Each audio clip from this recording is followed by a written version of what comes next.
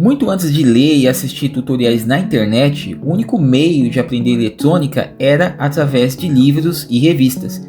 E ao invés de montar circuitos em uma protoboard com fiozinhos coloridos e módulos prontos, como é o que a gente faz hoje, o único recurso que se tinha era uma placa perfurada e um ferro de soldar. Todo o processo de montagem ele estava contido nas páginas de uma revista, tudo muito rudimentar, preto no branco, literalmente.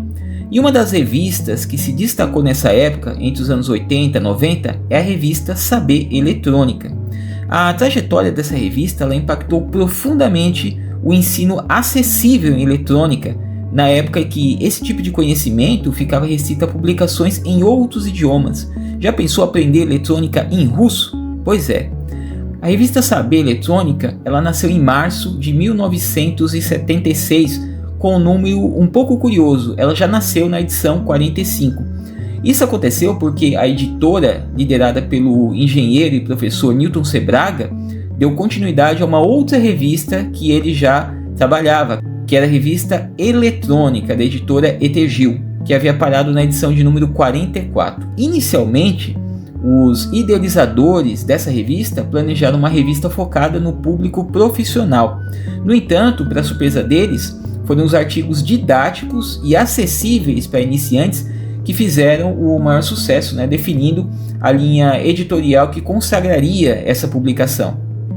E o grande nome por detrás desse sucesso foi o professor e engenheiro Newton Sebraga, que assumiu como diretor técnico dessa primeira edição.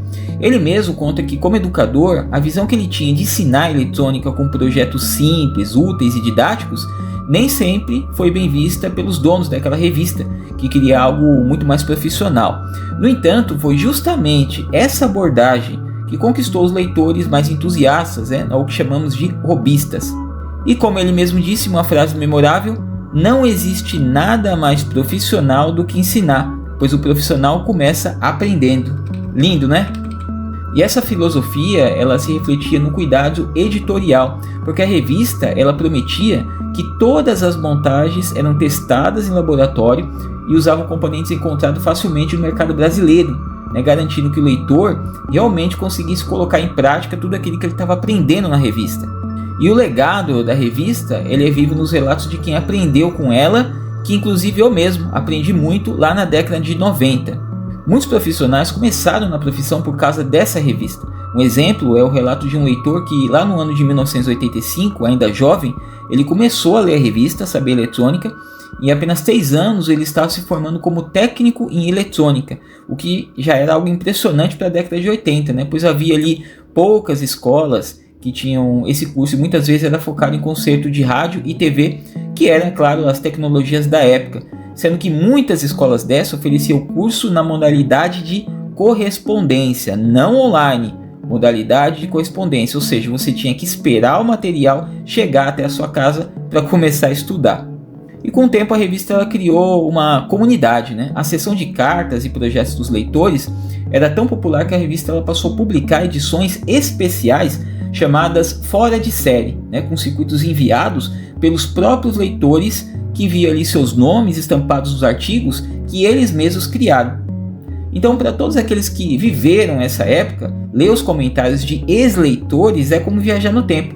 Eles descrevem ali a ansiedade de passar na banca de jornal todos os meses para ver se a nova edição já tinha chegado. A alegria de montar os projetos com sucata e o orgulho de ainda guardar a coleção completa que hoje tem mais de meio século de existência.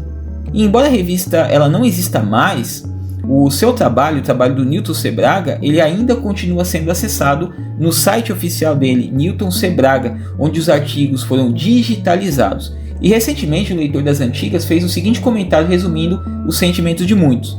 Não era a melhor revista, mas foi o que mais difundiu e popularizou a eletrônica no Brasil. Isso eu reconheço e elogio. E se você tem alguma lembrança da revista ou um projeto que você montou na época, compartilhe aí com nós nos comentários, é sempre legal relembrar esses momentos. Um abraço a todos e até um próximo vídeo.